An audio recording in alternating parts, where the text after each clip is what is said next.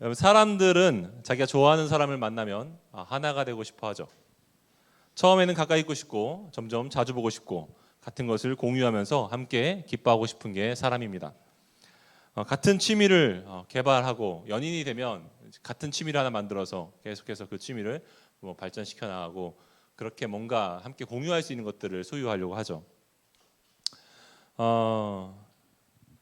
그 친한 친구들끼리 그런 경우 있지 않아요? 이렇게 우리라고 하는 이제 어떤 관계들을 강조하는 경우가 있어요. 보통은 이제 내가 이 사람과의 친밀함을 더 강화시키기 위해서 우리라고 하는 울타리를 짓기 마련입니다. 우리. 많은 사람들이 울타리를 만들어요. 그래서 우리. 피하 식별을 하는 거죠. 내 친구, 너의 친구 이렇게. 그래서 그 친구를 강조하는데, 근데 우리를 강조할 때도 또 다른 사람들도 그 울타리 문을 열어서 우리 안에 넣을 수 있도록 해줘야 돼요. 왜냐하면 그게 우리를 넓혀야 되는, 울타리를 넓혀야 되는 이유가 뭐냐면 두 가지만 중요한데요. 하나는 여러분들의 소중한 관계를 계속 지키기 위해서 울타리를 넓히셔야 됩니다. 또 하나는 그 관계를 더욱 풍성하게 하기 위해서 울타리를 넓히셔야 돼요. 말을 들어보십시오. 첫째는 우리를 지나치게, 우리라고 하는 몇 명의 패거리를 지나치게 강조하면요, 다른 사람들이 그 경계선인 울타리를 허물고 넘어오고 싶어요. 미움을 받기 딱 십상이라는 겁니다. 분노를 일으킬 수 있어요. 두 번째는 다른 사람들을 우리 안에 더 들어오게 할수록 내가 같이 있었던 이 사람들과 이전에 누리던 기쁨 이상의 기쁨을 누릴 수 있습니다.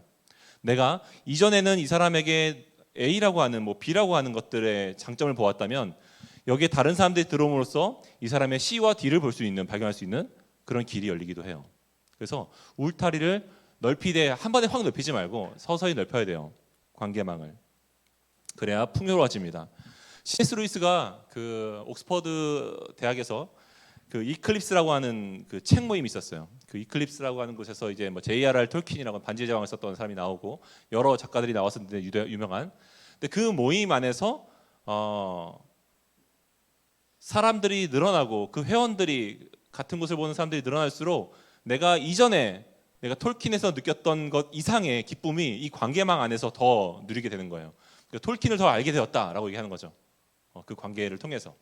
이전에 얘한테 이런 모습이 있었어? 싶은 모습들이 다른 친구를 통해서 발견되는 거예요. 그래서 이 친구를 더 누리게 되는 거죠.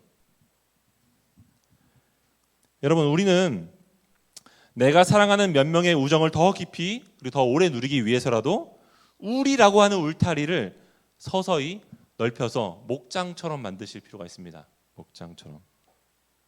물론 몇몇 소수의 무리가 그 공동체로 계속 이렇게 만들어 퍼져나가는 것이 쉽진 않아요. 왜냐하면 그곳에 들어오려고 하는 사람들에게서 발견되는 차이점이 있거든요. 나와 다른 점들이 발견될 때 우리 공동체가 뭔가 위화감을 느끼고 위협감을 느끼는 거죠. 그래서 차이에 지쳐버리느니 내가 그냥 마음 맞는 사람과 내가 편하게 지내겠다, 그런 생각이 우리 들기도 해요. 여러분, 많은 사람들이 대형교회를 찾는 이유가 뭡니까? 예쁜 자매가 있어서? 그 중에 하나는요, 사람이 많은 곳에서는 우리가 익명성으로 숨을 수 있기 때문입니다. 여러 사람 속에 있으면요, 앞에서 잘 섬기는 사람들은 섬길 것이고 나는 별다른 일을 하지 않아도 크게 자책감이 들지 않을 거예요. 다른 사람들의 눈초리를 받을 일도 없습니다. 나와 차이가 많은 사람은 피하면 그만이에요. 티가 나지 않아요, 내가 피하는 게. 그렇게 많은 사람들 속에 있을 때. 왜 작은 교회에 가면 부딪힘이 많죠? 왜 거기에만 유독 나와 다른 독특한 사람이 많죠? 거기만 독특한 다른 사람들이 많은 게 아니라 내가 그동안에 나의 약점들이 노출되지 않는 그런 공동체에 있다가 비로소 내 약점이 노출되는 곳에 왔기 때문에 노출되는 거예요. 저 사람 때문에 내 약점이 노출되고 내가 감정이 틀어지는 것들이 드러날 수 있는 좁은 거리에 있기 때문에 우리가 작은 공동체가 힘든 겁니다, 사실은. 그러다 보니까 두 가지 현상이 일어나는데요. 대부분 큰 집단에서 작은 집단으로 넘어온 경우에는요, 사람들은 오히려 개인주의가 더 강화됩니다. 큰 집단에서 작은 집단으로 넘을 때 개인주의가 강화돼요. 나를 보호하기 위해서. 반대로 작은 집단에서 큰 집단으로 넘어가잖아요. 그럼 어떤 일이 벌어지냐면 집단주의를 강화시켜요. 집단주의. 왜냐하면 나도 껴줘. 나도 그곳에 들어가고 싶어. 이런 게 있는 거죠. 근데 그곳에 있는 사람들은 갑자기 들어오는 이 사람들을 들어오는 것을 좀처럼 원하지 않습니다. 여러분, 그 집단주의를 향하는 사람들의 마음 이면에도 사실은 개인주의적인 성향이 되게 강화되어 있습니다. 사실은. 자, 한번 들어보십시오. 왜냐하면 그들은 이 공동체 전체를 생각하고 있는 것이 아니라 그저 엘리트처럼 보이고 있는 그 내부에 내가 들어가고 싶은, 내가 속하고 싶은 마음이 있기 때문인 겁니다. 그래서 집단주의, 뭔가 공동체를 지향하는 것 같지만 사실은 자기 개인주의적인 성향이, 자기 만족적인 것을 위해서 내가 저 일진에 들어가고 싶어, 이런 마음이 있는 거죠.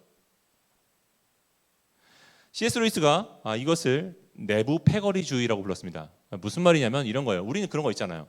내가 어떤 회사를 가든지 어느 새로운 공동체를 갔을 때 거기에 분명히 뭔가 이렇게 좀 괜찮은 그 무리들이 있어요. 항상 어디 가나. 그 무리에 내가 속해 있으면 내가 에이스가 되는 거고, 내가 저기 없으면 내가 뭔가 약간 좀 B급이 되는 것 같아. 그래서 뭔가 어떤 사람 두 가지 경우가 있겠죠. 한 명은 저기를 막 비난을 하면서 아유 저런 패거리들 이렇게 하면서 사실은 자기도 저기 들어가고 싶은데, 그런 경우도 있고, 또 반대로 거기 들어가려고 길을 쓰는 사람도 있겠죠. 이게 지금 내부 패거리주의인데 그 내부 안에는 뭔가가 있을 거라고 생각하는 거예요. 그런데 내부 패거리주의자들은요 계속해서 새로운 곳을 찾아가요. 그래서 회사 안에서 A그룹에 들어가려고 하고 들어가 봤더니 막상 들어가니까 큰 기쁨이 없는 거예요. 그래서 다시 또 찾습니다. 그래서 뭐 골프 모임을 찾아요. 또 들어가려고 해요. 또 들어갔어요. 들어갔는데 거기서도 내 뭔가 원했던 그 처음에는 재밌었지만 처음에는 이 관계에서 와 내가 이런 뭐 사장님들이랑 같이 내가 골프를 치다니. 근데 그랬는데 좀 지나고 나니까 별거 없는 거야 이 사람들도. 그래서 또 다른 것을 동경합니다. C.S. 루이스는 이 내부 패거리주의는 끝없이 우리가 다른 곳에는 뭔가가 있을 거라고 생각하고 찾아가기 때문에 만족함을 모른다고 말해요. 그래서 오히려 그 내부 패거리주의가 아니라 그냥 내 가까이에 있는 내 바로 옆에 있는 사람들, 그 사람들과 행복하게 시간을 보내고 함께 취미를 나누고 우정을 나누라고 말합니다. 그 결과는 진짜로 소중한 우정이 생기는 거예요. 내부 패거리주의자는 자기가 원했던 그 우정을 얻지 못합니다. 물론 여러분 일반적으로 개인주의자는요 자유와 개성을 강조합니다. 내 마음이야, 내 스타일이야. 집단주의는 어떡하죠? 평등과 일치를 강조해요. 야 공동체가 중요하지, 야 우리가 중요하지, 왜 너만 생각하니? 양쪽 다 장점이 있어요. 유발 하라리도 그의 책에서 초예측이라는 책이 있는데 그 책에서 이런 말을 합니다. 다양성을 강조하는 미국 문화는 노벨 문학상을 받는 사람들을 많이 배출시켰다. 창조적인 일들을 많이 하는 거죠. 창의적인 일들이 나오는 거예요. 그런데 반대로 집단주의가 강화되어 있는 일본은요 어떻습니까? 그 혁신은 더딘데 사회의 내부의 갈등이 현저하게 줄여주는 측면이 있다고 말합니다. 미국에 비해서 데모도 훨씬 더 적게 하고 그 안에서 분쟁이 크게 없는 거죠. 그러니까 집단을 강조하면 분열이 별로 없고 또 대신 창의적이지 못하죠. 개인을 강조하면 창의적이지만 분열이 많이 일어날 수 있는 거죠. 유발 하라리의 말이에요. 물론 여러분 집단주의는요 개인의 사생활을 희생하라고 말합니다. 야, 네가 우리 위해서 좀 희생해야지, 너의 삶을 좀 내버려야지. 근데 개인주의는 어떻습니까? 공동체에 내가 무관심으로 함으로 그 공동체의 필요를 희생시킵니다. 분명히 공동체의 필요가 있는데 그 필요를 무관심하는 거예요. 그래서 공동체를 희생시켜요. 내가 희생당하든지 공동체를 집단으로 내가 희생시키든지. 그게 집단주의와 개인주의의 차이예요. 그러면 기독교는 어딜까요? 어느 쪽인 것 같아요? 기독교는 개인주의입니까? 공동체주의입니까? 집단주의입니까? 개인의 개성을 극대화하는 것도 아니고 공동체의 단체 생활을 최고의 가치로 여기는 것도 아니에요. 기독교는 뭘 말하느냐? 기독교는 모든 사람들이 예수님의 몸의 일부가 되는 것이라고 말합니다. 그것은 여러분 우리의 개성이 그 안에서 더 빛을 발하게 되는 것이고, 그리고 완벽히 서로를 연합하는 연합체를 이루는 거예요. 그래서 예수님은 자기의 교회를 몸, 바디라고 비유하셨어요. 에베소서 4장을 보면요, 교회를 설명하시는데 그리스도인들은 각자 손과 발과 눈과 코와 귀와 입술과 발가락으로 비유가 되는 거죠. 여러분, 사람의 몸에 한 기관이 고장나도 우리 몸이 전체가 불편해집니다. 어느 것도 필요 없는 것이 없죠. 그럼 눈썹이 왜 있는지 알아요? 눈썹? 눈썹 왜 있어요? 멋있어 보이려고. 눈썹은 빗물이 눈에 떨어지는 것을 막아주는 역할을 하죠. 머리카락도 마찬가지예요. 네, 그래서 머머리는 좀 어려움이 있죠, 그죠? 네, 모자를 써야 돼요. 그래서 죄송합니다. 우리 중에는 없으니까, 네, 없으니까 감사하게. 네, 갑자기 땀이 흐르네요. 네, 무슨 말 하려고 했냐 내가. 네, 쓸데없는 말 하면 안 되는데. 그래서 여러분, 우리는 보면요, 각자 역할이 있는 거죠. 손톱이 없으면 물건을 짚기가 힘듭니다. 손톱 하나 빠져도. 각자의 역할이 있는데 얼굴이 발가락을 향해서 넌 냄새가 나니까 저리 가 있어 라고 하면 안 되는 거죠. 이 발이 있어야 내가 이 눈도 멀리 가서 뭔가를 볼 수 있는 거잖아요. 저 멀리 있는 언덕 너머에 있는 꽃을 보려면 이 발이 도와줘야 되는 거죠. 우리가 함께 있어서 그 역할을 한다는 겁니다. 여러분, 나와 다른 사람이 교회 안에 있습니까? 그 사람은 하나님의 계획 속에서 여러분들이 다른 사람을 품을 수 있는 기회를 제공해주고 있어요. 로마서 12장 4절 5절 보죠. 우리 한번 읽어볼까요? 시작. 우리가 한 몸에 많은 지체를 가졌으나 모든 지체가 같은 기능을 가진 것이 아니니 이와 같이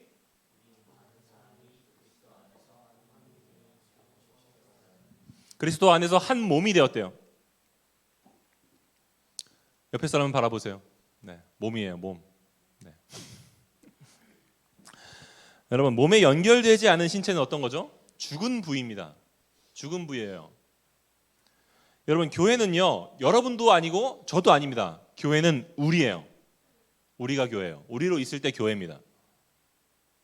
예수님이 우리를 몸이라고 부르셨어요. 바울은 에베소서 4장 15절에서 그리스도를 그 몸의 머리라고 부릅니다. 우리의 몸에, 우리가 몸인데 팔, 다리 이런 거죠. 이 몸의 머리가 예수님이라는 거예요.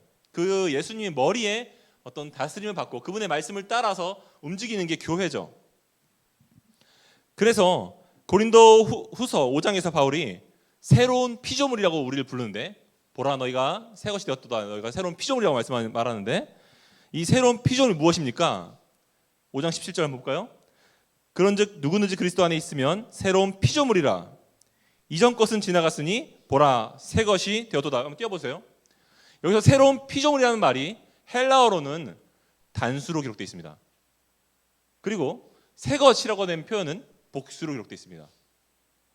그래서 여러분, 우리는 각자 개개인의 원래 존재였지만 우리가 하나가 되어서 공동체로서 우리는 새 것이 된 겁니다. 한 몸을 이루는 거죠. 예수님의 몸이 된 거예요. 그게 교회입니다. 교회. 그리스도 안에서 뗄래야 뗄 수 없는 관계가 우리입니다. 믿기지 않으시겠지만 여러분, 물론 여러분 중에는 내가 십자가를 진 적도 없고 내가 죄값을 치른 적도 없는데 신자들이 예수님만 믿기만 한다면 구원받는다는 게 납득이 잘 가지 않는 분도 있을 겁니다. 그게 잘 믿어지지 않는 분도 있을 거예요. 저도 그랬었습니다. 그래서 내가 뭘 좀 해야 되는 거 아닌가? 열심히 내가 그분을 위해 살아야 되는 거 아닌가? 그런 생각을 했던 적이 많이 있었어요. 제가 받은 구원을 탈락받을 것 같았었습니다. 근데 여러분, 오늘 이 진리 안에서 그 원리가 설명되고 있어요. 우리는 그리스도와 한 몸으로 연합되었기 때문에 우리는 그분이 이미 십자가 위에서 행하신 그 순종에 우리가 혜택을 입는 거예요. 그분이 순종하셨기 때문에 우리가 구원을 받는 겁니다. 그분이 십자가를 지었기 때문에 우리가 죄사함을 받은 거예요. 우리가 그분에 붙어서 우리가 접붙임 바 되었기 때문에, 연합되었기 때문에, 우리가 그분의 한 몸이기 때문에, 그분이 머리고 우리가 그분의 몸이기 때문에 그분이, 그 행동이 우리를 구원하신 겁니다. 제가 좋아하는 시 중에서 종종 이용하는 시가 있는데, 도종환 시인의 담쟁이, 혹시 들어본 적 있어요? 담쟁이? 문화생활을 하지 않나 봐요. 문학생활을 하지 않나 봐요. 문학생활. 한번 띄워줄 수 있나요 혹시? 준비가 됐나요? 못 쳤나요? 제가 준비 안 했군요.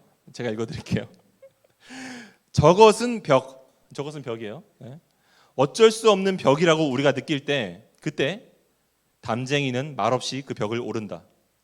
물 한 방울 없고 씨앗 한 톨 살아남을 수 없는 그 절망의 벽을 마주할 때 담쟁이는 서두르지 않고 앞으로 나아간다. 한 뼘이라도 꼭 여럿을 함께 손을 잡고 올라간다. 푸르게 그 절망을 그 벽을 다 덮을 때까지 그 절망을 잡고 놓지 않고 오른다. 저것은 넘을 수 없는 벽이라고 모두가 고개를 떨구고 있을 때 담쟁이 잎 하나는 담쟁이 잎 수천 개를 이끌고 결국 그 벽을 넘는다. 모두가 넘을 수 없다고 말할 때 담쟁이 잎 한 마리가 앞에서 나머지 담쟁이 잎 수천 개를 끌고 그 벽을 결국 넘는 거죠. 그분이 그리스도입니다. 그분이 그리스도예요. 이것이 여러분 우리가 그 죽음의 벽을 영원한 벽을 넘을 수 있는 이유예요. 그분이 우리를 묶어서 그것을 넘어가시기 때문에 우리가 한 몸이 되셔서 넘어가시기 때문에 우리가 영원히 탈락하지 않는 이유입니다. 본문 6절에 바울은 이렇게 말합니다. 로마서 12장 6절 우리에게 주신 은혜대로 받은 은사가 각각 다르니 하나님이 우리에게 은혜를 주셨는데 은사를 각각 다르게 주셨습니다. 여러분들에게 은사가 있어요. 하나님이 주신 은사가 있습니다. 여러분이 예수님을 믿는다면 여러분 그리스도를 믿음으로 그 몸의 지체가 된 모든 그리스도인들에게는요 그분이 주신 그분의 은사가 있습니다. 그분의 능력이 있습니다. 그 은사가 무슨 뜻일까요? 어떻게 알 수 있나요? 팀 켈러는 개혁주의 실천신학이라는 책에서 이렇게 말했습니다. 영적인 은사란 그리스도가 몸을 이루고 있는 지체들에게 그분의 팔과 다리에게 그 몸을 일으키기 위해서 나눠주신 그분의 능력이다. 그분의 교회를 이렇게 세우시기 위해서 그 몸을 이루고 있는 지체들에게 나눠주신 그분의 능력이에요. 그게 은사입니다. 우리 공동체가 지금 최근에 섬김의 자리로 나오고 있는 친구들이 많이 있는데 여러분들이 하나님 주신 은사가 있는 거죠. 그 몸을 이렇게 세우기 위해서. 여러분 영적인 은사란 그런 겁니다. 그래서 예수님의 몸을 구성하고 있는 그분의 지체들에게 그분이 분부해 주신 능력인데 그러므로 이 능력이 활용되어서 예수님이 어떤 분인지가 드러나고 그분의 성품이 드러나고 그리고 그분이 하시는 사역이 드러납니다. 세상 속에서 그분이 어떤 분인지를 보여줍니다. 교회를 통해서. 대기업들이 교회를 연구한다는 얘기를 들은 적이 있어요. 10년 전에. 왜 그러냐면 자기들은 아무리 직장인들한테 애사심을 일으키려고 노력을 하고 있는데도 돈을 많이 주지 않는 일을 하지 않는 거죠. 근데 교회는 신기한 거예요. 교회는 사람들이 자발적으로 나와서 봉사를 하고 즐거움으로 그 일을 감당하는 겁니다. 어저께도 지금 한 친구가 교회를 연습하려고 1시간 반을 왔다가 1시간 반을 집에 가고 와서 연습을 1시간 하고 왔는데 그런 친구들이 있는 거죠. 이게 이해가 안 되죠. 사실은 이게 좀 세상에 보면 어리석은 건데 그것이 기업에선 이해가 안 되는 행동인 거죠. 정말 기업이 원하는 거죠. 바로 돈을 안 줬는데 그렇게 하니까. 여러분 교회는 그런 것들이 있죠. 그래서 세상 속에서 예수님이 어떤 분인지를 보여주고 있습니다. 예수님의 몸이 어떤 건지 보여주고 있어요. 여러분 은사와 관련해서 두 가지 진실이 있습니다. 하나는요 그리스도 예수님의 사역은요 그 은사들을 통해서 나타납니다. 에베소서 4장 16절 우리 한번 읽어볼게요. 한 목소리로 4장 16절 시작. 그에게서 온몸이 각 마디를 통하여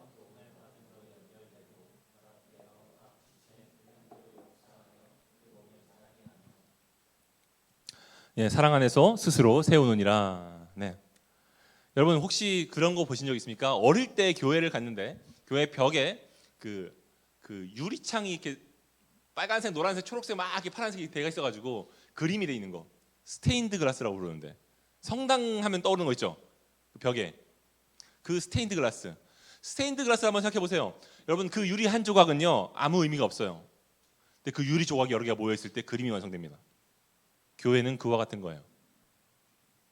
교회는 그와 같은 겁니다. 우리가 각자가 떨어졌을 때는 아무것도 아니지만 함께 있을 때 전체 그림을 보여주는 거죠. 우리 각 사람들이 떨어져 있으면 아무것도 아니지만 모여서 각자의 은사들을 사용해서 교회를 섬기고 서로를 세워주고 할 때 하나의 그림이 보여집니다. 그것은 뭐냐면 예수 그리스도예요. 예수 그리스도가 어떤 분인지가 드러납니다. 두 번째로 예수님의 다스림은요, 그분의 은사를 통해서 이루어집니다. 팀 켈러가 이런 말을 했어요. 완벽한 민주주의가 있고 완벽한 독재주의가 있다면 교회는 어느 쪽에 가깝냐? 상준 형제, 어느 쪽에 가까운 것 같아요? 완벽한 개인주의와 완벽한 민주주의와 완벽한 독재주의가 있어요. 어느 쪽에 가까워요? 네? 왜 나한테 이런 걸 물어보고 그래? 여러분, 교회는 어디에도 속하지 않죠. 여러분, 민주주의에서는요, 국민이 그 지도자를 뽑습니다. 네, 독재주의에서는요, 독재자 한 사람이 자기가 지도자가 되려고 하죠. 지도자가 되죠. 사람들이 군림하려고 하죠. 그런데요, 여러분, 교회는요, 그리스도께서 각 사람에게 은사를 부어주셔서 그 사람이 쓰임받습니다. 교회의 지도력이 세워지는 과정은 그리스도가 기름 부으시고 은사를 주신 사람이 지도력을 맡게 되죠. 어떤 사람은 가르치는 교사가 되고, 그죠? 최근에 오늘 우리 교회에서 사역박람회를 해가지고 아까 1부, 2부 예배 끝나고 나서 많은 집사님, 권사님들이 다 모이셔가지고 로비에서 어떤 사역들이 있는지 교회 안에 2014년 내가 뭘 섬길지를 같이 고민하시고 신청서를 많이 쓰고 가셨어요. 정말 우리 교회는 성도님들의 헌신도가 되게 높은 교회입니다. 근데 여러분, 그런 거죠. 각자 주신 은사대로 함께 쓰임 받아서 나가는 것. 그래서 민주주의는 사람들이 뽑고 독재주의는 자기가 주장하지만 교회는 그리스도가 사람을 기름 부으고 은사를 주셔서 세우시는 겁니다. 전에 없는 거죠. 에베소서 4장 11절, 여기선 그가라는 건 하나님입니다. 그가 어떤 사람은 사도로, 어떤 사람은 선지자로, 어떤 사람은 복음을 전한 자로, 어떤 사람은 목사와 교사로 삼으셨으니, 우리말로 바꿔보면요, 그가 어떤 사람은 목사로, 어떤 사람은 간사로, 어떤 사람은 회장으로, 찬양팀으로, 리더와 그를 따르는 헬퍼와 스텝과 공동체원으로, 공동체를 사랑하는 사람으로 삼으셨으니 교회가 그렇게 서는 겁니다. 이처럼 그리스도의 교회에 부어주신, 그리스도는요, 교회에 부어주신 자기의 능력의 일부인 은사들을 통해서 지금도 구체적으로 이 땅을 통치하시고 다스리고 계신 거예요. 하나님이 지금 일하시고 계십니다. 그분이 우리에게 주신 은사들을 활용하셔서.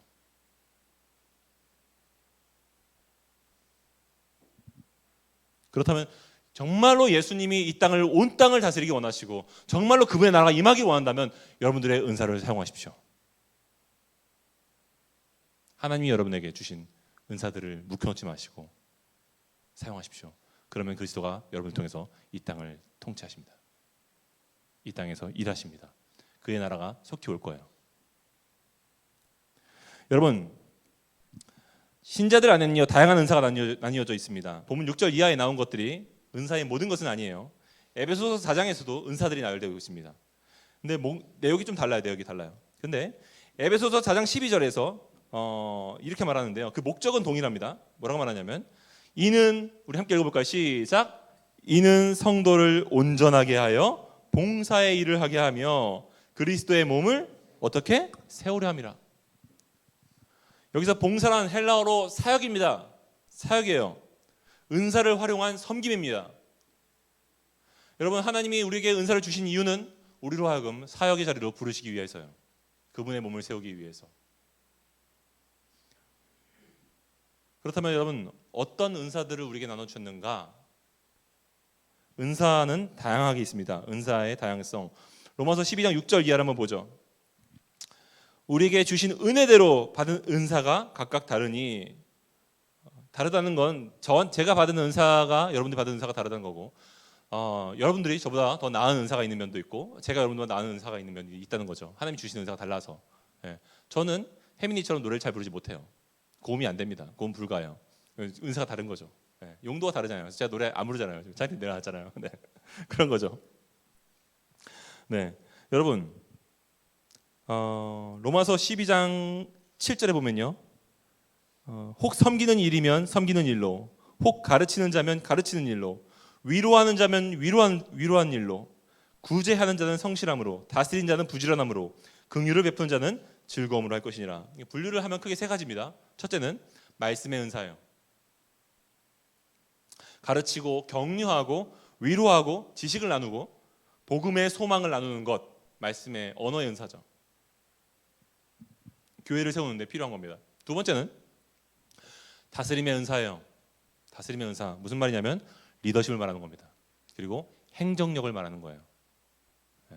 앞에 꼭 서는 것만이 아니라 행정력이 있는 사람도 교회 안에 필요하죠. 리더십이 필요합니다. 행정력이 필요하고요. 지혜가 필요해요. 그게 다스림의 은사예요. 세 번째로 섬김의 은사입니다. 이것은 나누고 긍휼을 베풀고 접대를 하는 겁니다. 내 것을 베풀어서 밥을 사주고 함께 필요를 채워주고 경제적으로 어려운 친구가 있으면 묵묵히 조용하게 도와주고, 그런 모든 것들이 섬김의 은사이죠. 뭐 사실 공동체 주일날 나와서 아침에 의자를 세팅하고 몸으로 봉사하고 있는 그 모든 것들도 섬김의 은사죠. 그게 섬김의 은사예요. 그러면 은사를 발견하는 법이 뭡니까, 목사님? 먼저는요, 자기를 진단해 보십시오.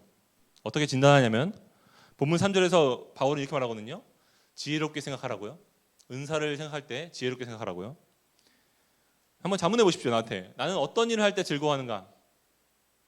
나는 어떤 종류의 섬김에 끌리는가? 나는 그런 일들이 만족스러운가? 한번 생각해 보세요. 서준아, 만족스럽니? 네. 둘째는요, 문제가 발견되는 지점을 생각해 보세요. 나한테 늘 문제가 보이는 곳이 있어. 예를 들면 이런 거죠. 다른 사람들은 아무도 몰라, 막 떠들고 놀고 있는데 나는 아는 거죠. 야, 우리 시간 늦었어. 우리 빨리 가야 되는데. 목사님 지금 예배 시작해야 되는데요. 그게 보이는 거죠. 왜 우리 교회는 뭔가 행정적인 것들이 좀 미스가 많은 것 같지? 그게 눈에 보이는 거예요. 계속 그 은사가 있는 겁니다. 그 사람한테. 또 이런 경우가 있을 수 있죠. 가난한 사람들에 대한 부담감이 있어. 위로가 필요해 보이는 사람도 있어. 그것이 여러분들의 은사입니다. 하나님이 여러분들을 사용하고 싶어 하시는 영역이에요. 그걸 활용하십시오. 세 번째로는요, 은사를 발견하는 법은 성경에 나오는 은사를 공부하십시오. 여러분들, 우리가 보통 그 은사라고 하면 내가 가진 단순한 재능을 생각하는데요, 재능만이 아니고요, 그 이상을 말하는 겁니다. 그러니까 은사는 성경이 말하는 기준에서 보아야 은사죠. 하나님이 교회를 세우기 위해서 주신 것이 은사니까요. 예. 하나님이 그분의 교회를 위해서 주신 것이 무엇인가 성경에 나와 있습니다. 그 은사 목록을 공부해 보는 것도 도움이 돼요. 마지막으로 여러분들이 그 은사를 어느 정도 발견했다면 사용해 보시고 실행해 보시면서 여러분들이 그 은사를 개발하실 필요가 있습니다. 다른 지체를 섬기기 위해서 사용해 보십시오. 그리고 주신 은사를 활용해서 섬기고 사역하는 것이 예배입니다. 그게 예배예요. 여러분들의 예배예요. 자, 이처럼 은사는 되게 다양하게 있습니다. 이 밖에도 더 있죠, 사실은. 그러므로 여러분, 우리는 여기서 나와 다른 사람들에 대해서, 나보다 못해 보이는 사람들에 대해서 우리는 그들과 함께 지낼 수 있는 기초를 마련할 수 있어요. 그건 뭐냐면 그들에게 내가 없는 은사가 있기 때문입니다. 하나님이 은사를 나눠주셨기 때문에 내가 저 사람을 존중할 수 있는 거죠. 나보다 나은 면이 있는 거예요. 그것이 복음적인 겸손입니다. 여러분, 로마서 12장 4, 5절 보죠. 우리가 한 몸에 많은 지체를 가졌으나 모든 지체가 같은 기능을 가진 것이 아니니, 역할이 다른 거죠. 이와 같이 우리 많은 사람이 그리스도 안에서 한 몸이 되었다. 서로 지체가 되었느니라. 여러분, 이것을 무조건 다양성이 최고구나, 모두가 다 각자 가지고 있으니까 다양성이 최고구나라고 생각하시면 안 됩니다. 교회 안에 최고의 가치가 다양성이 될 때요, 교회의 본질은 흐려집니다. 무슨 말이냐면, 여러분, 교회 본질이 먼저 있어야 되는 거죠. 어떤 통일성이 있어야 되는 거예요. 그러니까 좋은 게 좋은 거지. 야, 교회니까 다 받아줘야 돼. 야, 교회니까 무슨 뭐 살인한 사람도 그렇고 뭐 강간한 사람도 그렇고, 교회니까 뭐 다 돼. 야, 안 되는 게 어딨어. 그게 교회가 아니죠. 그거는 교회 본질이 완전히 흐려질 수밖에 희석될 수밖에 없습니다. 교회의 본질은 통일성이죠. 그건 뭐냐면 그리스도의 복음이에요. 그리스도의 복음 안에서 우리가 서로의 연약함을 인정하면서 함께 그 복음 안에 내가 더 거룩해지기 원하고 더 나아지기 위해서 모이는 거죠. 그래서 과거에 어떤 이단 교회가 우리 장로교단에 들어오려고 한 적이 있었어요. 그때 한 목사님 몇 말 했습니다. 유니티보다 중요한 것은 퓨리티다. 무슨 말이죠? 복음을 희석시키면서까지 연합을 강조해서는 안 된다는 거예요. 교회는 순결을 버리면서까지 연합을 강조해서는 안 된다는 겁니다. 사도 바울은요, 다양성을 이유로 복음과 반대되는 얘기를 하는 거짓 형제들을 포용하지 않았습니다. 그들과 철저히 분리되었죠. 팀 켈러는 우리가 불필요한 분열을 일으키는 것도 내가 남보다 더 낫다는 교만 때문에서 발생하는 것이지만, 반대로 불가능한 연합을 꿈꾸는 것도 내가 그 일을 할 수 있다는 교만 때문이라고 말합니다. 그 교만이 교회를 삼키고 교회를 불태웁니다. 저는 실제로 그런 경우를 많이 봤어요. 너무 희석되어져서 걷잡을 수 없는 불이 붙어버린 교회가 본 적이 많이 있었어요. 어떡하지? 교회 중직자들까지 정말로 말도 안 되는 생각을 하고 있는 그런 교회를 본 적이 있어요. 너무 희석되어서. 여러분, 오늘 본문 3절에서 바울이 말한 마땅히 생각할 바 그 이상을 생각하지 말라라고 하는 것도 교만과 관련돼 있어요. 고신대 변종길 교수의 주석을 읽어드리겠습니다. 여기서 그 이상의 생각을 품는다라고 하는 단어는 자기 자신을 상대방보다 낫다고 여기는 교만한 마음을 뜻한다. 내 자신을 상대방보다 낫다고 여기는 교만한 마음을 뜻한다. 이러한 생각을 잘 통제하고 관리하는 것이 화평의 지름길이다. 바울도 빌립보서 2장 3절에서 이렇게 말합니다. 아무 일에든지 다툼이나 허영으로 하지 말고 오직 겸손한 마음으로 각각 자기보다 남을 낮게 여겨라. 그것이 교회를 세우는 겁니다. 나보다 상대의 장점을 볼 수 있는 것, 나보다 상대의 잘된 것을 칭찬할 수 있는 것, 그게 교회를 세우는 겁니다. 여러분, 여기서 다툼이나 허영은요, 다른 사람과 나를 비교해서 이기고 싶어하는 경쟁심이에요. 내가 더 낫지, 내가 더 우월하지. 저는 경쟁심이 강하고 자기 증명의 욕구가 크게 드러나는 분들을 살면서 정말 많이 봤어요. 그것은 나이를 불문하고 어른들도 많고요. 내가 교회를 위해서 뭘 했어? 그래서 막 그것을 막 이제 자랑하시는 분도 있고, 그것을 안 알아줘서 화를 내는 분도 봤고, 다양한 분들을 많이 봤죠.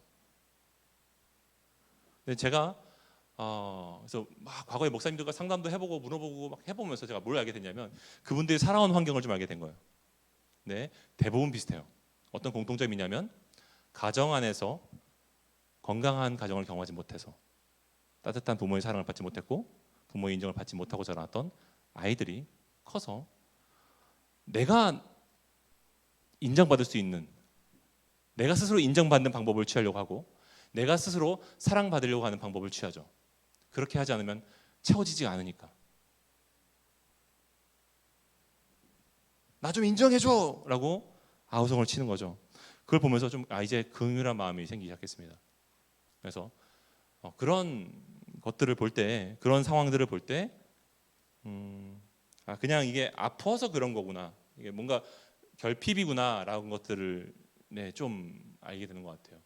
그러면서 이해해 보려고 하고 있고 또 함께 이해해 보자고 말하고 있죠. 여러분, 저는 여러분들이 자기 스스로 그것을 쟁취해서 채워 넣지 않으려고 하셨으면 좋겠습니다. 설령 혹시 내 가정에서, 저도 어릴 때 사실 결핍이 많이 있었거든요.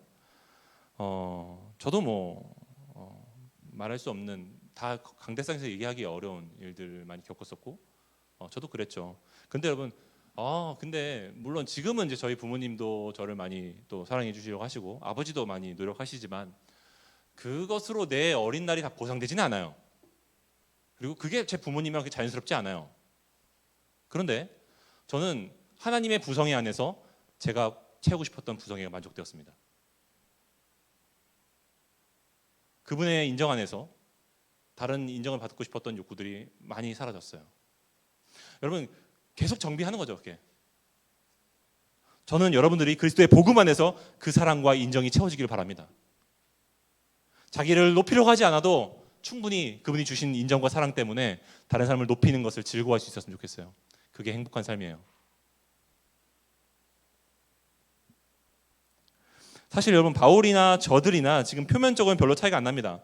양쪽 다 십계명을 볼 때 순종해야 된다고 말하고 있어요. 십계명은 순종하는 거야 라고 말하고 있어요. 맞죠? 근데 거짓 형제들의 순종의 동기는요, 내가 그것을 함으로써 내가 사랑을 받을 수 있다고 보는 겁니다. 내가 그것을 이룸으로써 내가 인정받을 수 있다고 보는 거죠. 내가 구원받을 수 있다. 그것을 한 나를 사랑하는 거고 그것을 하지 못하는 너희들을 정죄하는 겁니다. 그런데 바울의 순종의 동기는 내가 하나님께 이미 받은 사랑 때문에 감사해서 그 일이 나오는 거죠.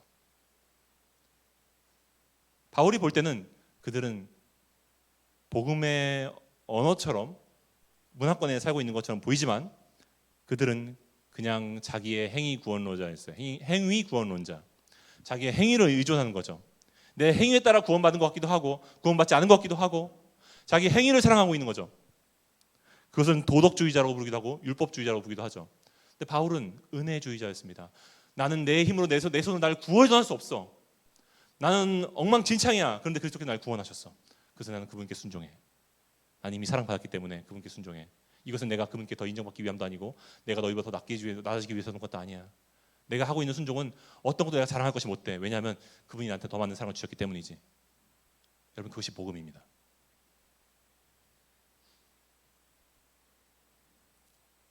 바울은 그들과 논쟁 끝에 그들과 이 좁혀지지 않는 갭이 있다는 것을 알게 되어서 그들을 거짓 형제로 분류했습니다. 복음을 따르지 않는 것은 마땅하지 않아요. 여러분 이것은 일치를 볼 수 없는 문제입니다. 다를 뿐 틀린 게 아니라 그것은 틀린 거예요. 복음이 아니에요. 그리스도의 복음을 희석시키는 것이고 그리스도의 은혜를 망각하는 것이고 의미를 퇴색시키는 거죠. 우리의 행위를 자랑한다면 우리가 여러분들이 저한테도 얼마든지 그렇게 말씀하십시오. 제가 저의 행위를 자랑하고 제가 저를 높이기를 기뻐한다면 여러분들 언제든지 저한테 경고하십시오. 그것은 복음이 아닙니다. 팀 켈러는 생전에 존 파이퍼 목사님과 신학자 D.A. 칼슨과 함께 더 가스펠 콜리션이라는 것을 만들었는데 TGC라고 해서 이게 뭐냐면 복음 연합이에요. 근데 팀 켈러는 장로교 목사님이었고 PCA에 그리고 그 존 파이퍼 목사님은 침례교 목사님이었죠. 그런데 이 신학자들과 목사들과 이 교단이 다른 사람들이 어떻게 연합이 되었느냐면 그들 안에서 복음이 공통점이 있었기 때문입니다. 그 복음의 공통점 안에서 은혜의 복음 안에서 공통분모가 있었기 때문에 모였던 거예요. 나머지는 중요하지 않고 우리가 공유할 수 있는 이 복음이 있다면 우리 함께 생각합시다. 지금 전 세계에서 이 TDC를 주목하고 있고 TDC를 통해서 실제로 저도 많은 혜택을 보고 있고 도움을 받고 있어요. 많은 자료들과 공부를 하고 있고요. 여러분 복음이라고 하는 공통점 안에서 연합하는 거죠. 은혜의 복음을 아는 사람들이 자신의 행위와 자랑을 감추고 그리스도만 높이고 싶어하는 그 사람들이 모였을 때 거기는 연합이 이루어집니다. 그런데 나를 자랑하고 싶은 사람들이 있으면 분열이 나요. 갈등이 나죠. 그리스도만 높여야 됩니다. 청년부가 복음 외에는 자랑할 것이 없는 곳이 되었으면 좋겠어요. 정말로 그 복음을 이야기할 때 눈이 초롱초롱해지고 가슴이 뛰고 함께 고개를 끄덕끄덕거리고 정말 그런 청년부가 되기를 기도합니다. 한 사람 한 사람이 복음의 감격 때문에 그 은혜 앞에 낮아지고 겸손해지고 남을 나보다 높게 여기고 다른 사람을 세워주기를 기뻐하는 그것이 우리 공동체가 되었으면 좋겠습니다. 정말로 성숙한 사람들의 모임으로 우리가 만들어져 갔으면 좋겠어요. 교회는 그리스도의 복음이라고 하는 통일성 안에서 그분이 가진 은사를 따라 다양성이 나타납니다. 저는 서두에 사람들이 집단주의는 개성을 말살할 거라는 두려움이 있다고 말했어요. 그것은 사실입니다. 그런데 교회는 개인주의, 집단주의 언적에도 속하지 않고 그리스도의 몸의 일부로 연합된다고 말했습니다. 자, 여기서 바로 우리의 참된 개성이 살아납니다. 무슨 말이냐면 들어보십시오.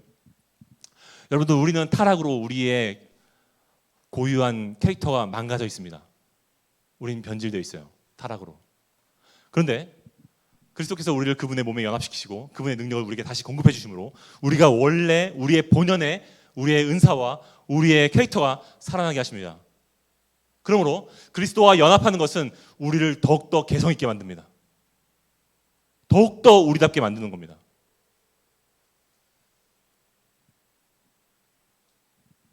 그분의 은사를 활용하면서 우리 본연의 우리다운 성품들이 개발되는 거예요. 갈라디아서 6장 14절에 바울이 말한 것처럼 세상이 나를 볼 때는 내 개성과 인생이 송두리째 처형당한 것처럼 보이지만 내 입장에서는 도리어 나다움을 찾게 된 참된 나의 자리로 돌아간 것 같은 그런 기쁨이 있는 거죠. 세상이 볼 때는 난 죽어버린 것 같아. 세상이 볼 때는 내 개성이 묻혀버린 것 같고 내 일상이 무너진 것 같처럼 보여요. 허나 내가 보니까 그걸 하고 있는 내가 보니까 나는 내 삶을 비로소 찾게 됐어. 원래 나다움을 찾게 됐어. 하나님이 날 이렇게 지으셨지 이걸 알게 된 거예요. 그 기쁨이 교회에 연합될 때, 내 은사들을 사용할 때 나타나는 겁니다. 여러분들 다움이 그분 안에 있습니다. 그리스도께 나와서 여러분 다움을 찾으십시오. 결론을 맺기 원합니다. 짧게 두 가지 이야기를 하고 마무리하려고 하는데요. 금방 끝낼 거예요. 네. 네, 반주는 조금 이따 부탁드릴게요. 네. 반주를 좀 이따 부탁한다는 건 좀 늦게 끝낼 수 있다는 거죠. 네. 여러분 금방 끝낼게요. 한 3분 안에 끝내볼게. 한번 어떻게 해볼게. 자, 여러분 은사를 주신 목적을 한번 나누기 원하고 또 지금 내 영적인 침체에 있다면 그것을 극복하는 방법을 좀 나누기 원합니다. 중요하겠죠? 네. 자, 은사를 주신 목적. 여러분 어떤 사람들은요 은사를 자기가 가진 본연의 재능 정도로 생각합니다. 근데 그렇지는 않아요. 물론 태어날 때 주신 것도 맞지만 그것은 그분의 몸인 교회를 세우기 위해서 주신 겁니다. 첫 번째로 그래서 은사를 주신 목적은 교회를 세우기 위해서예요. 바울은 본문 12절에서 그리스도의 몸인 교회를 세우려고 우리에게 은사를 주셨다고 말하고 있습니다. 여러분들을 은사를 이 정도로 생각할 수 있습니다. 그냥 교회를 세우려고 봉사의 자리로 나가라고 은사를 주셨나 보다. 여러분 그것이 아니에요. 그 다음이 있습니다. 그것은 뭐냐면 두 번째 이유입니다. 따라하겠습니다. 만물을 충만케 하기 위해서. 에베소서 4장 10절에 이렇게 말합니다. 이는 만물을 충만하게 하려 하심이라. 무슨 말입니까? 온 땅에 예수님이 충만케 되는 것을 위해서 우리에게 은사를 주셨다는 거예요. 예수님이 어떻게 온 땅에 충만해지십니까? 교회가 교회다워지고 교회가 더 많은 사람들이 예수를 주로 고백하게 되고 그분의 은사를 따라서 세상을 섬기며 나아갈 때 온 땅을 그리스도가 덮는 거죠. 만물이 온 땅이 하나님의 나라가 임하게 하기 위해서 우리가 은사를 주셨습니다. 세 번째 이유가 마지막 이유인데 우리를 따라해보겠습니다. 하나님과 연결되게 하기 위해서 우리가 은사를 주셨어요. 여러분 로마서 12장 5절 이렇게 말합니다. 이와 같이 우리 많은 사람이 그리스도 안에서 한 몸이 되어. 여러분 우리를 그분과 연합시키는 것이 그분의 머리 된 그분과 그분의 몸을 이루는 그것이 바로 그분의 구원의 목적입니다. 우리와 하나 되게 원하세요. 그분은. 여러분 지금의 교회는 우리가 하나님과 완전히 연합하기 위해서 주신 교회입니다. 우리에게 주신 은사는요 만물을 그분의 몸으로 충만케 하고 하나님 앞에 우리가 완전히 설 수 있는 날까지 우리를 이끌도록 주신 선물입니다. 그래서 그 가운데서 함께 서로 빚어지고 서로를 챙기고 함께 우리가 은사들을 활용하면서 여러분들이 더욱더 그리스도에게 걸맞는 그분의 신부로 자라날 때까지 우리 부르심의 자리가 이유가 있는 거예요. 그것이 교회의 목적이죠. 에베소서 4장 15, 16절 우리 함께 읽어보겠습니다. 시작. 오직 사랑 안에서 참된 것을 하여 범사에 그에게까지 자랄지라. 그는 머리니 곧 그리스도라. 그에게서 온 몸이 각 마디를 통하여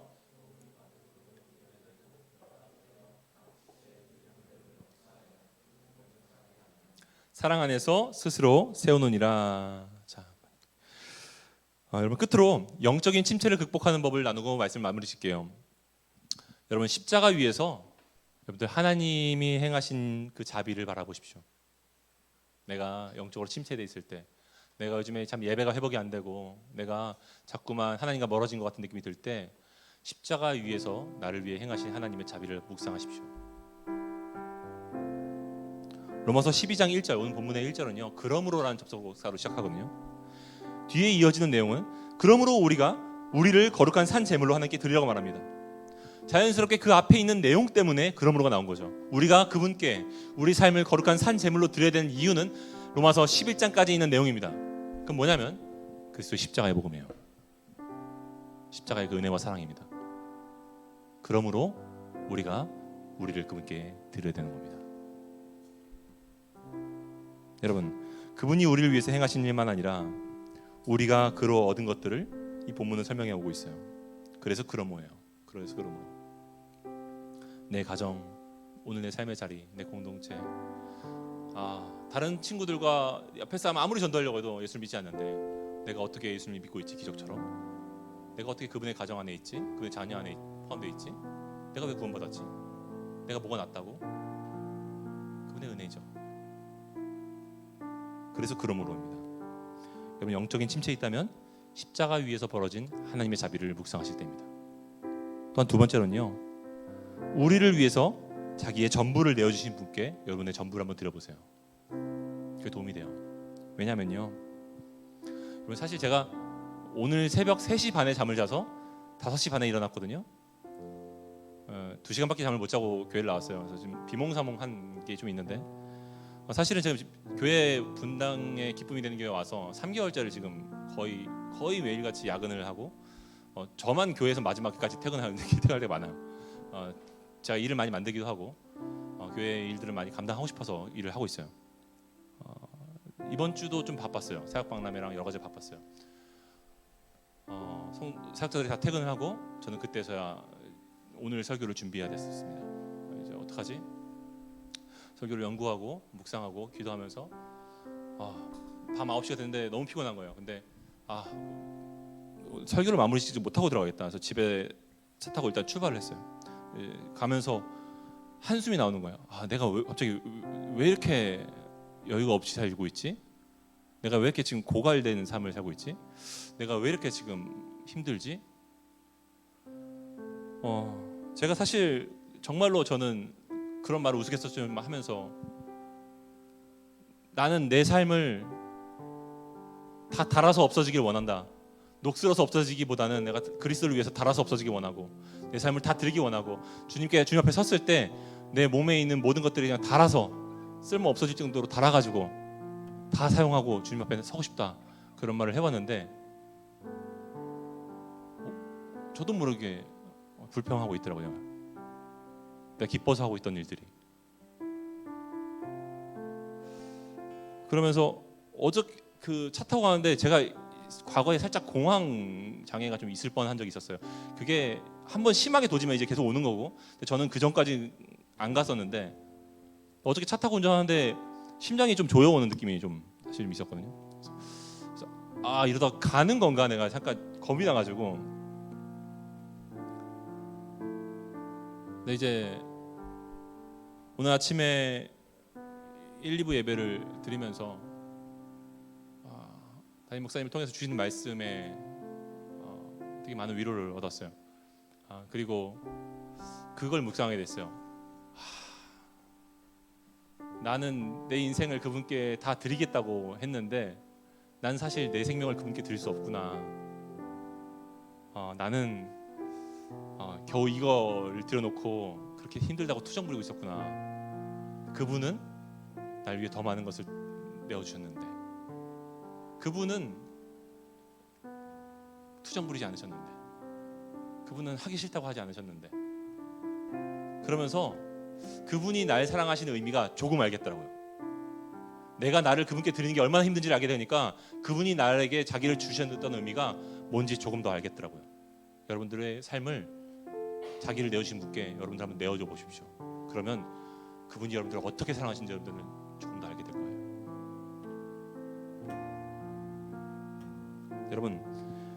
여러분도 그 사랑을 알기 원합니다. 먼저 예배로 적극적으로 나오십시오. 공동체원들에게 자기의 시간을 내어주십시오. 서로의 이야기에 귀를 기울여 주시고 깊이 공감해 주십시오. 나의 격려가 필요한 자에게 격려해 주십시오. 그도 내 몸의 일부고요, 그리스도의 몸입니다. 예수님의 몸이에요. 그도 같이 사랑하면서 서로가 그리스도의 몸을 더 사랑하게 되도록 함께 추억을 만드십시오. 그러면 그 사랑을 알게 될 겁니다. 영적인 침체를 극복할 수 있을 겁니다. 마지막으로 세 번째로, 여러분 마음을 새롭게 하고 날마다 주님이 나보다 더 옳다고 고백하십시오. 거룩한 산 제물로 여러분을 바치라는 말은요, 그 표현 한번 주목해 보십시오. 산 제물, 제물은 죽은 거예요. 그런데 살아있는 제물로 여러분들 하나님께 예배를 드리래요. 무슨 말이냐면 여러분들의 매일이 그분 앞에서 죽어지고 그분이 사시는, 무슨 말이냐면 하나님, 나보다 나를 더 사랑하시는 당신의 그 진리 안에서 나는 당신보다 옳지 않습니다. 나보다 나를 더 잘 아시는 당신 앞에서 내 판단과 내 계획은 신뢰할 것이 못 됩니다. 당신을 신뢰합니다. 당신의 판단을 의지합니다. 당신의 방법이 옳습니다. 저는 틀렸고 당신이 항상 옳습니다. 그렇게 고백하십시오. 그것이 우리가 드릴 영적 예배예요. 우리 함께 찬양하며 나갔으면 좋겠습니다.